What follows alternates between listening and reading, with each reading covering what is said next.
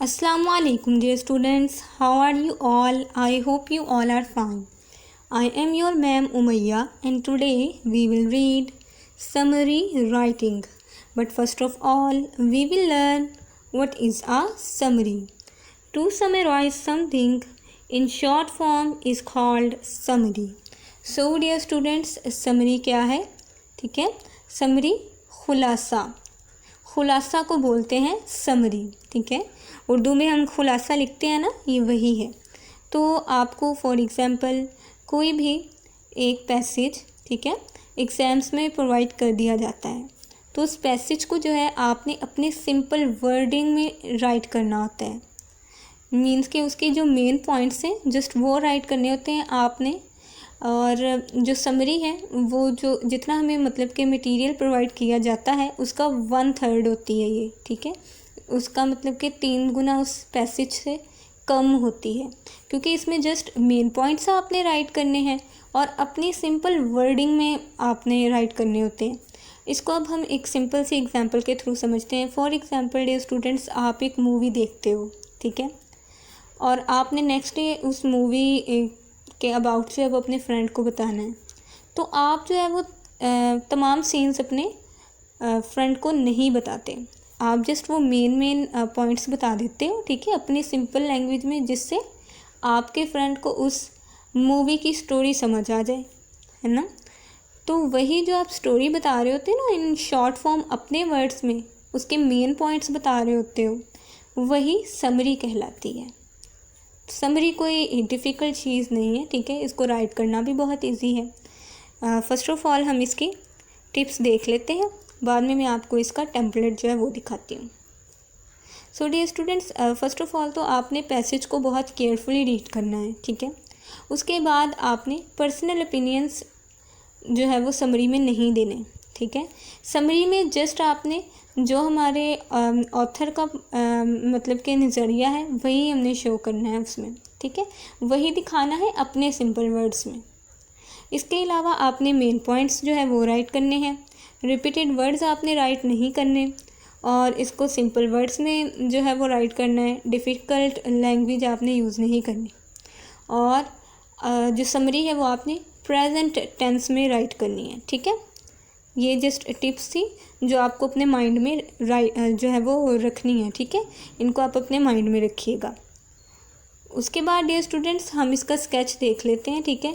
ये स्केच भी आपने लाजमी अपने माइंड में रखना है जब भी आपने समरी राइट करनी है. ये मीन्स कि उसके पार्ट्स आप कह सकते हो समरी के. तो इसमें क्या है, फर्स्ट ऑफ ऑल है टाइटल और चैप्टर, यानी कि नेम या फिर जो टाइटल है स्टोरी का वो. देन उसके बाद जो पार्ट है उसमें आ जाता है करैक्टर का नेम, ठीक है. उसमें यानी कि हम करैक्टर का नेम राइट करते हैं. फर्स्ट ऑफ ऑल हम स्टोरी का जो टाइटल है, ठीक है, वो हम राइट करेंगे. उसके बाद हम उस समबडी यानी कि उसके करैक्टर का, मेन करैक्टर का नेम राइट करेंगे. देन उसके बाद है वांटेड, यानी कि सिचुएशन क्या है हमारे करैक्टर की, वो कैसे हालात से गुजर रहा है, ये हमने दिखाने की कोशिश करनी है, ठीक है. उसके बाद but what is the problem, यानी कि हमारा जो हीरो है, हमारा मेन करैक्टर है, ठीक है, समरी का, वो क्या प्रॉब्लम फेस कर रहा है हम ये दिखाएंगे, ठीक है. देन उसके बाद how did our character solve his problem, यानी कि वो प्रॉब्लम को कैसे सॉल्व कर लेता है, ठीक है. देन लास्ट पे how does the story and, यानी कि कंक्लूजन क्या निकला स्टोरी का, ठीक है. बस ये सिंपल मैंने आपको बताया ना कि समरी कोई मतलब कि डिफ़िकल्ट नहीं होती राइट करना, बहुत इजी होता है. जस्ट आपको जो मैंने टिप्स बताई हैं वो आपने अपने माइंड में रखनी है. और ये जो टेम्पलेट बताया है, ठीक है, ये जो एक तरह का स्केच है, इसको आपने माइंड में रखना है. इसको फॉलो करते हुए जब आप समरी को राइट करेंगे तो इंशाल्लाह बहुत अच्छी समरी आप राइट कर सकेंगे, ठीक है. ओके डियर स्टूडेंट्स, अब हम इसकी एग्जाम्पल जो है, ठीक है, वो रीड करने जा रहे हैं. ये मैंने आपके यूनिट नंबर 2 में से ली है, ठीक है, the king and the tide, और इसी की हम समरी भी राइट करना सीखेंगे. ओके, अब हम इसकी रीडिंग स्टार्ट कर लेते हैं. केयरफुली इसकी रीडिंग हम करेंगे. 1000 years ago there was a king of England and Denmark. हज़ारों साल पहले डेनमार्क और इंग्लैंड का एक बादशाह था. 2 countries with coastline on either side of the North Sea. शमाली समुंदर के दोनों किनारों पर साहिल के हामिल 2 ममालिक. This story was recorded about this king who was called King Canute. ये कहानी उस बादशाह के मुतल्लिक रिकॉर्ड की गई है जिसे किंग कैन्यूट पुकारा जाता था. नाउ डियर स्टूडेंट्स, इसमें हमारी जो फर्स्ट 2 पार्ट्स थे ना स्केच के, वो हमें पता चल गए. फर्स्ट तो जो हमारा टाइटल था या जिसे स्टोरी का नेम कहा था हमने वो, एंड सेकंड इसका मेन करैक्टर जो है, ठीक है, समबडी, उसका नेम, और वो कौन है, किंग कैन्यूट है. ठीक है, ये 2 चीज़ें, ये 2 मेन पॉइंट्स जो है ये हमें पता चल गए. नाउ नेक्स्ट पढ़ते हैं. He was a very wise king. वो बहुत अक्लमंद बादशाह था. एंड हिज कॉर्टियर्स, और उसके दरबारी, thought he was the most powerful king there had been ever. और उसके दरबारी ये ख्याल करते थे कि वो अब तक का सबसे ताकतवर बादशाह था. They were always praising him. वो हमेशा उसकी तारीफ़ करते थे. O great king, they used to say. वो कहते, ए अजीम बादशाह, you are the most powerful king in the world. आप दुनिया के सबसे ताकतवर बादशाह हैं. King Canute became tired of their flattery. King Canute उनकी खुशामद से थक चुका था. एंड डिसाइडेड, और फैसला किया, that he would teach them a lesson, कि वो उन्हें एक सबक सिखाएगा. अब डे स्टूडेंट्स, मैंने जो अंडरलाइन किया है ना, ठीक है, जो मैंने लाइन अंडरलाइन की है, ये भी मेन पॉइंट है. ठीक है, अब यहाँ पर उसकी सिचुएशन बताई गई है. ठीक है, सिचुएशन क्या है कि वो बड़ा अक्लमंद बादशाह है और जो उसके दरबारी हैं वो उसकी खुशामद करते हैं. ठीक है, उसकी तारीफ़ करते हैं विदाउट एनी रीज़न. और उसकी प्रॉब्लम ही यही है कि उसकी मतलब कि बिला वजह जो है वो तारीफ़ होती है, खुशामद होती है. वो अपनी मीन्स कि उसकी प्रॉब्लम ये है कि वो अपनी खुशामद से परेशान है. ठीक है, और नेक्स्ट जो है वो अब इस प्रॉब्लम को कैसे सॉल्व करने की कोशिश कर रहा है. वो डिसाइड कर रहा है कि अब मैं इन दरबारियों को जो है, ठीक है, वो एक लेसन जो है वो दूंगा. अब वो कैसे नेक्स्ट लेसन देता है, कैसे वो इस प्रॉब्लम को सॉल्व करता है, ये हम लोग पढ़ेंगे. नाउ डियर स्टूडेंट्स, अब हमें इसके काफ़ी मेन पॉइंट्स जो हैं वो क्लियर हो चुके हैं. अब हम नेक्स्ट जो है वो रीड करते हैं. ओ ग्रेट किंग, अजीम बादशाह, said the courtiers again one day. दरबारियों ने एक दिन दोबारा कहा, you are the wisest king in the world. आप दुनिया के सबसे अक्लमंद बादशाह हैं. You can do anything. आप कुछ भी कर सकते हैं. You are so great. आप इतने अजीम हैं. That even the sea will obey you. हत्ता कि समंदर भी आपका हुक्म मानेगा. Exclaimed the courtier. एक दरबारी ने दावा किया. Kissing the king's hand. बादशाह के हाथ को चूमते हुए. The king groaned to himself. बादशाह कराहा. He had lived with all this excessive reverence long enough. Reverence क्या होती है? इज़्ज़त व ताज़ीम. ठीक है, इसने इस हद की ताज़ीम के साथ काफ़ी अरसा गुजार रखा था. This time he had enough. इस मर्तबा बहुत हो चुका था. He would show these stupid courtiers just how blind they were. अब वो इन बेवकूफ़ दरबारियों को दिखाएगा कि वो कितने अंधे थे. वेरी वेल, बहुत अच्छे. ही रिप्लाइड. उसने जवाब दिया, आई विल शो यू. मैं तुम्हें दिखाऊंगा. Just how powerful I am. कि मैं कितना ताकतवर हूँ. Take my throne to the beach. मेरे तख्त को बीच पर ले जाओ, as the tide is coming in, जहाँ लहर आती है, and watch me to order the waves, और मुझे लहरों को हुक्म देते देखो। नाउ डे स्टूडेंट्स, यहाँ पर भी मेन पॉइंट क्या है कि जो हमारा किंग है, ठीक है, उसने फैसला कर लिया था कि वो उन्हें दिखाएगा कि सच क्या है। तो इसलिए अब वो उन्हें हुक्म दे रहा है कि मुझे जो है, ठीक है, वो साहिली पट्टी जो है वहाँ पर ले जाओ जहाँ पर लहरें आती हैं। अभी वो कोशिश कर रहा है इस प्रॉब्लम को सॉल्व करने की, ठीक है, सच दिखाने की कोशिश कर रहा है अपने दरबारियों को। अब वो कैसे ही सच दिखाएगा, उसका जो कंक्लूजन है वो क्या आएगा, वो अब हम जब नेक्स्ट पढ़ेंगे फिर हमें पता चलेगा। ओ किंग, ए बादशाह, we will take you straight way, हम अभी आपको ले जाएंगे। दे आंसर्ड, उन्होंने जवाब दिया। Delighted to carry out a command for the king, बादशाह के लिए खुशी से इसका हुक्म मानते हुए। We will watch you stop the tide coming in, हम आपको आती हुई लहर को रोकते देखेंगे।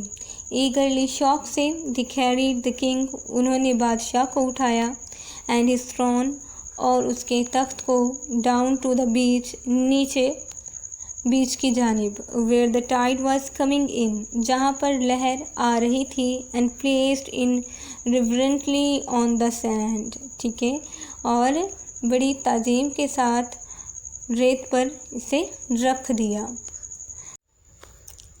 Stop coming in you mighty tide, ordered the king, बादशाह ने हुक्म दिया, ए ताकतवर लहर रुक जा। The courtiers stood and watched, waiting to see the water stop coming in. दरबारी आते हुए पानी को रुकता देखने के इंतज़ार में खड़े हो गए। They expected to see the little waves recede. Recede मैंने क्या है, वापस मुड़ जाना, ठीक है, वापस लौट जाना। इन्हें उम्मीद थी कि छोटी लहरें वापस लौट जाएंगी, but the tide did not turn back. मगर लहर वापस ना मुड़ी।